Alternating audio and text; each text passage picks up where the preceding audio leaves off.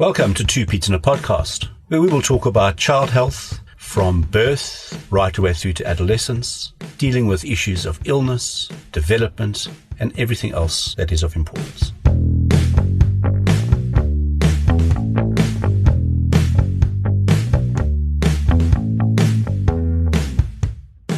Welcome to Two Pete's in a Podcast. Today it's our fifth podcast in our series on fever. I'm Dr. Simon Strawn, and with me is my friend and colleague, Dr. Michael Platten. Hi, Mike. Hi, how are you doing? I'm all right today, thanks. That's good. So we're talking about something that I've seen so many times in my life, and every time I see it, I'm petrified because it's horrible. And we know that when your child fits, as a parent, it is probably the most horrible thing you'll see. So let's unpack what happens. So we know that children, when they have high fevers, can have a convulsion. Let's call it a fit for purposes of this. And a fit can be shaking of the arms, shaking the legs, rolling back of the eyes. Yeah. So it's different from the rapid shaking that you get when you get kind of when your fever's building. It's more of a rhythmical shaking.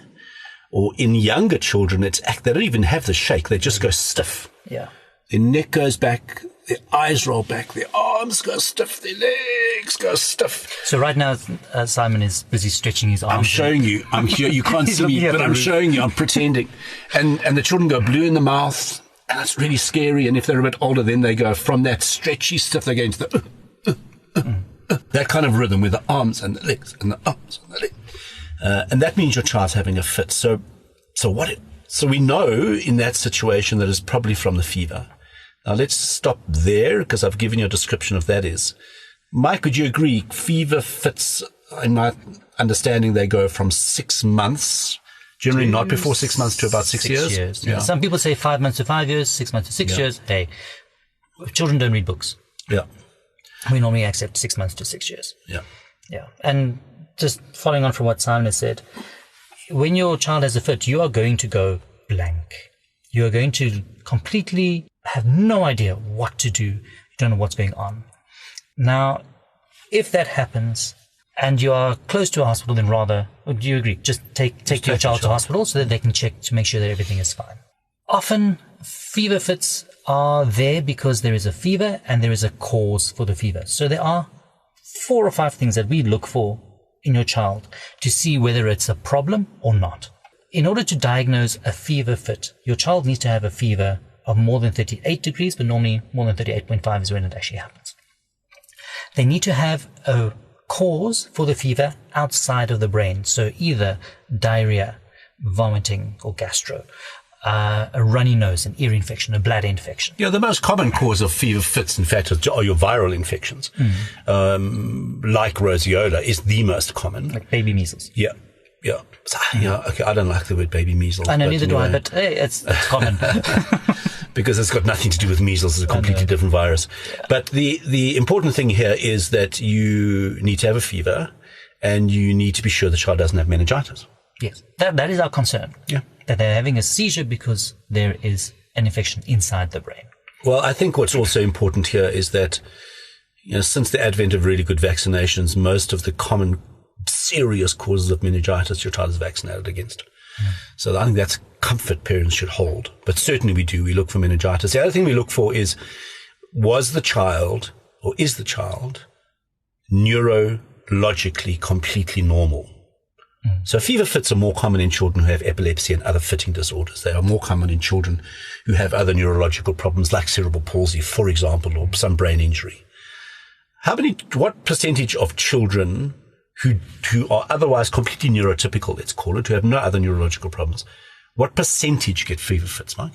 5%, I think. Yeah. Would you agree? I think it's about 5%.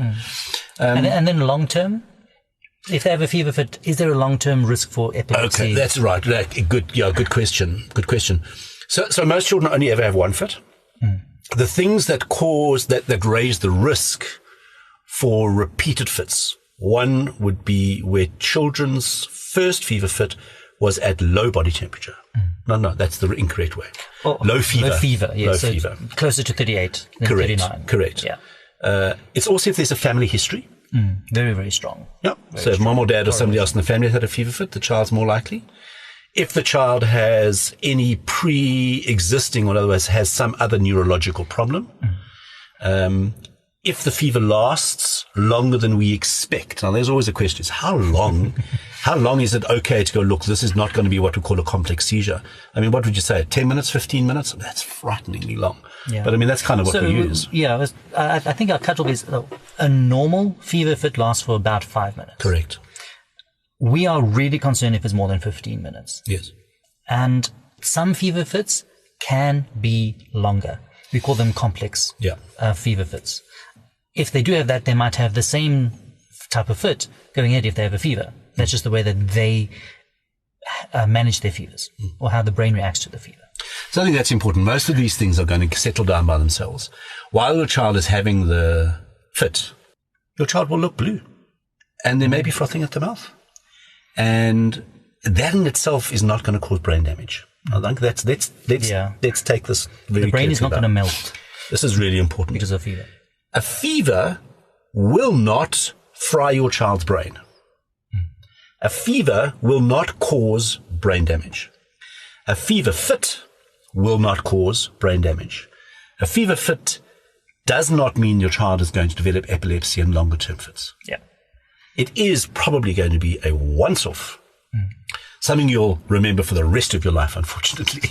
And you will keep medicine at home to prevent it. Like the fever's 38. Oh, okay, medicine. Yeah, exactly. That's the plan, or that's the point of this, that if your child is at risk of having fever fits, keep medicine at home. Yeah. So that if they start getting a fever, you can give medication. You can give medication. Early. Because there's nothing much else you can do. That's how you treat it. If your child has a fit and your child is fitting, just turn the child onto its side. Left or right side, doesn't matter. So that if there is any saliva or, God forbid, the child has a vomit, the child's not going to breathe it in. It's just going to run out the mouth because you've got the child lying on the side. Don't try and put your finger in the mouth. No spoons. No spoons in the mouth. They will not swallow their tongues. And almost always, by the time you've got the car out and you're in the car and you're heading for the hospital, the fever would have stopped by the time you get to the hospital. That's our experience, Mike. Wait, the fever or the fit? Oh, the fit. The fit. The fit. The fever might still be there. So I think that's really what's important, is just to go, look, it's really scary, but thankfully, in the vast majority of children, it's not going to cause any serious damage. But it's very important that your child is checked out, especially with the first fit, and that you've had a really good discussion with somebody who's gone through the points that we've raised here. Yeah. You good with that? Yeah, I'm very good with that. Okay, give us a shout if you have any concerns or if you're worried about anything. And going forwards with fevers, if you have any questions, please give us a call. Contact us or contact your medical provider. We are there for you. We certainly are. Okay, so if your child has allowed you to, thanks for listening. Thank you.